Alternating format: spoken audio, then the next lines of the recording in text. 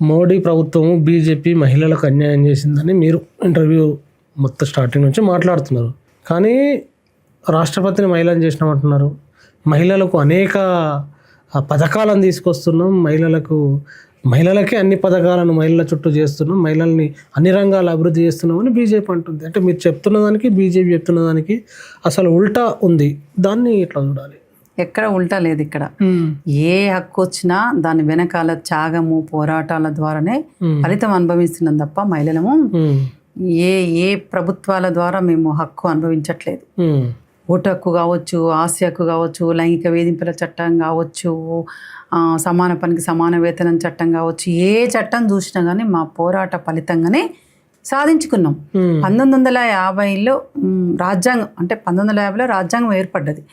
రాజ్యాంగం ఏర్పడ్డ తర్వాతనే ఓటు హక్కు వచ్చింది. రాజ్యాంగం ఏర్పడ్డ తర్వాతనే ఆస్తి హక్కు వచ్చింది. రాజ్యాంగం ఏర్పడ్డ తర్వాతనే మహిళా సంక్షేమ పథకాలు ప్రవేశపెట్టిండ్రు. అంతకుముందు మహిళా సంక్షేమ పథకాలు లేవు. మహిళలు చాలా వెనకబడి ఉన్నారు. దీనికి కారణం ఏంటిది? మహిళల స్థితిగతుల మీద ఒక కమిటీ వేయాలి అని చెప్పి ఆనాడు వీణా మజుందార్ అనే వాళ్ళతో ఒక కమిటీ వేసిండ్రు. ఆ కమిటీ మొత్తం ప్రపంచవ్యాప్తంగా తిరిగి అసలు మహిళలు ప్రథమ ద్వితీయ కాదు తృతీయ శ్రేణి పౌరాలుగా ఉన్నారు కాబట్టి వాళ్ళని ఆర్థికంగా, సామాజికంగా, రాజకీయంగా అభివృద్ధి చేయాలని పార్లమెంట్కి సమర్పించారు. అప్పటి నుంచి ఇప్పటి వరకు కూడా ఇలా రాజకీయంగా మహిళలకు సమాన అవకాశాలు లేవు. అట్లా మహిళలు నష్టపోతూ ఉన్నాం. అందుకే బీజేపీ ప్రభుత్వానికి చిత్తశుద్ధి లేదు. మహిళా చట్టాన్ని అమలు చేయటంలో ఒక నిబద్ధత కూడా లేదు. వాళ్ళు ఏంటంటే మోడీ గారి కాంచి మొదలు పెట్టుకుంటే హోంమంత్రి అమిత్ షా గారు కావచ్చు, వాళ్ళ ఎంపీలు కావచ్చు, వాళ్ళందరూ ఆర్ఎస్ఎస్ సంబంధించినటువంటి భావజాలం నుంచి వచ్చిన వాళ్ళే. వాళ్ళంతా కూడా ఆర్ఎస్ఎస్ ఎందుకు వచ్చిందంటే ఆర్ఎస్ఎస్ మహిళలను వెనుకబడాలనుకుంటుందా?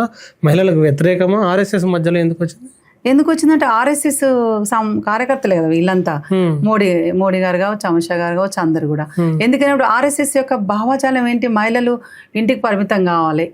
మహిళల యొక్క ప్రాథమిక బాధ్యత కుటుంబము. అసలు రాజస్థాన్లోనే రాసిండ్రు కదండి మహిళల యొక్క బాధ్యత ఏంటిది అన్నప్పుడు కుటుంబం అనేది రాసిండ్రు పుస్తకాలలో, పాఠ్యాంశాలలో రాసిండ్రు. ఆ గుజరాత్లో ఈ మధ్య కాలంలోనే మహిళలు బయటికి రావద్దు అనేది మాట్లాడుతున్నటువంటి పరిస్థితి ఉన్నది. అట్లాగే ఇంకో స్టేట్లో కూడా మహిళల గురించి చాలా గాడిదలతో పోల్చి రాజస్థాన్లోనే అనుకుంటా బీజేపీ ఎంపీలు చాలా మంది కామెంట్లు చేశారు మహిళలకు సంబంధించింది. అనే బీజేపీ నాయకులు మహిళల పట్ల తక్కువగా చులకన భావంతో మాట్లాడుతున్నటువంటి పరిస్థితి ఉన్నది. మరొకటి ఏంటంటే మహిళా రెజ్లర్లు భారతదేశానికి పతాకాలు తెచ్చినటువంటి మహిళలు వాళ్ళు. ఆ మహిళల పట్ల బీజేపీ ఎంపీ బ్రిజ్భూషణ్ చరణ్ సింగ్, మహిళా రెజ్లింగ్ అధ్యక్షుడు సాక్షి మాలిక్ కావచ్చు, వినేష్ పోగాట్ కావచ్చు, వాళ్ళిద్దరిని కాక అనేక మంది మహిళల్ని లైంగికంగా వేధిస్తుండని వాళ్ళు పోలీస్ స్టేషన్లో కనీసం ఎఫ్ఐఆర్ ఇస్తే, ఎంతో పెద్ద పోరాటం చేస్తే కేసు పెట్టినటువంటి పరిస్థితి. మణిపూర్ ఘటన చూసినాం.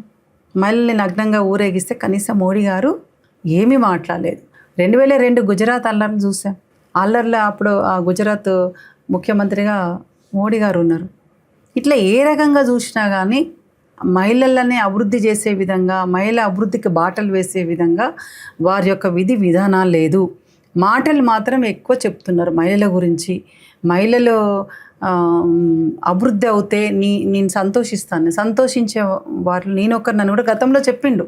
తను 26 జనవరి సందర్భంగా జెండా ఎగరేస్తూ కూడా మహిళల గురించి చాలా చాలా మాట్లాడుతున్నాడు. కానీ చేసే కాడికి వచ్చేసరికి అమలు చేయట్లేదు. అందుకే ఏమాత్రం చిత్తశుద్ధి ఉన్నా డీలిమిటేషన్తో షరతులు పెట్టకుండా చట్టాన్ని అమలు చేయండి.